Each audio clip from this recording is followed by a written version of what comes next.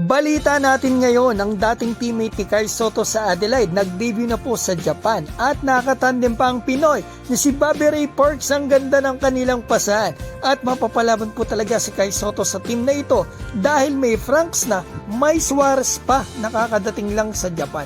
Yan po ay kabakbakan ni Kyle sa last season nito dito sa NBL. Eto na mga kaibigan, nag-debut game na po dito sa Japan si Robert Franks na dating teammate ni Kyle Soto sa Adelaide. Etong unang tira niya, 3, pasok yan at pasok din mga kaibigan mula sa bench ang ating kababayan si Bobby Ray Parks. Maganda rin ang nilaro nito at nagpapasahan yung dalawa mga kaibigan. Tingnan po natin yung highlights nito ni Robert Franks para kita natin yung NBL import.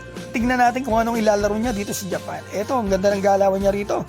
Contested, walang problema, pasok pa rin. Maganda talaga shooting nito si Franks kahit nasa NBL pa lang. Pero kita ko hinihingal siya, ang bibilis kasi ng mga Hapon. Kita nyo naman, ang ganda ng pasa kay Bobby Ray Parks. So eto naka 10 points dito si Bobby Ray Parks off the bench mga kaibigan. Eto naman si Robert Franks, naka ano siya yan, nagpasan yung dalawa. Si Robert Franks mga kaibigan, naka 18 points po siya dito. Ang kadalasan ng puntos niya galing sa 3-point line. Yan, Bobby Ray Parks, hesitation move, step back. Eto, transition mula kay Robert Franks. Gandang kumaliwa, parang kaliwete talaga. Haba ng galamay nito. So yan mga kaibigan, nakikita natin kung paano gumalaw rito ang Robert Franks sa Japan D-League. Kinalabaw niya na doon ng Hapon. Small ball sila dito wala pa dito yung kanilang sentro na ipapakita ko sa inyo mamaya. Dating kabakbakan ni Kyle Soto sa Adelaide. Kilala nyo nung iba dito, yung madalas nanonood ng NBL dati. So ito mga kaibigan ang ganda ng pasa behind the back. Nag-i-improve yung mga Hapon talaga mga kaibigan, maliliit na kahit ang liliit talaga, ang lalakas din ng katawan at ang bibilis pa.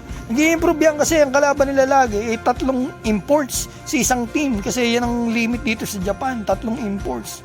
Meron pang Asian import mga kaibigan. Kaya aangat talaga laro ng mga Hapon.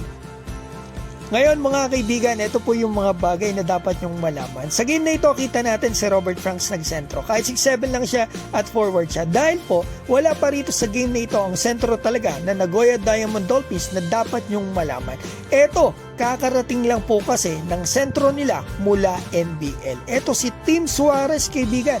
Yan po ang kabakbakan ni Kyle Soto sa kakatapos lang na season dito sa NBL. Nag-average ito doon ng mahigit 10 points mga kaibigan and 5 rebounds. At talagang ang ganda rin ng bakbakan nila ni Kyle noon dahil ito ay 7-footer din at sentro pa. So talagang magandang bakbakan yan. Hindi nyo pwedeng palagpasin yan kasi may Robert Franks na may isa pang sentro ng NBL champion pa. So ito 4 games sila mga kaibigan dito sa season na ito, dito sa NBL. Ito yung mga dates mga kaibigan pinakamalapit dito nga sa October. So abangan po natin yan. At yung mapapalaban dito ang ating pambato na si Kyle Soto kasi may Franks na may Suarez pa.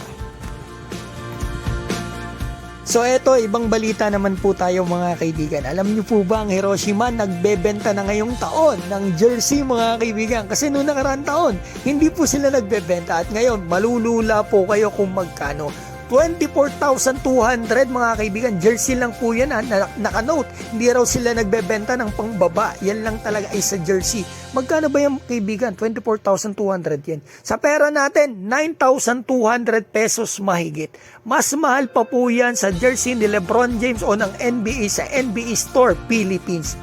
So yan mga kaibigan kung bibili po kayo ng jersey ng pambato natin, at least may idea na po kayo. Hindi ko po alam kung bakit ganon. Sobrang mahal talaga. Kung alam nyo ang dahilan, maaari po kayo magkomento dyan sa baba. Basta ito, maraming salamat po sa inyo sa pagdaan po sa aking munting channel.